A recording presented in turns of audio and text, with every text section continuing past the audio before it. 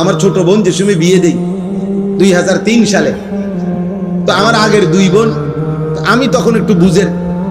আমার বোনের বিবাহের মোহর নিয়ে কথা হইতেছে ছেলের বাড়িতে, তো কথা তখন মিলাইতে পারতেছি না, আমি একটু বেশি চাইতেছি, তখন বলতেছিলাম আবদার করে, তো ছেলের পক্ষের বা কোনো একজন লোক মনে বলে উঠছে যে ঠিক আছে, ফেসালির দরকার নাই, হুজুরের আগের দুই মেয়ে, আমার আব্বাও বড় আলেম ছিল,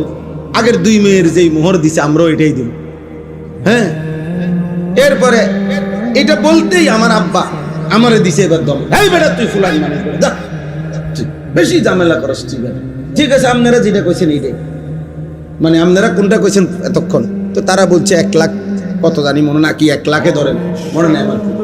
তা এটা মাইন্না আব্বা আইসা বলছে, তা আমি আইসা বাসার মধ্যে মনটা খারাপ যে আমার দমকও দিল আর আমার বোনের সমানও তো হইতে দিল না। আব্বাই তখন আমারে কইছে, বেটা ব্যাক কর, তোর আগের দুই বোনের মোহরানা 6000 করে পায়, এটি আগের দিনের মোহর, আমার বোনেরা বড় সবাই আগের বোনগুলা, বুঝছেন, তারার মোহর তুই ধরলে তো কিচ্ছু পাইতি না।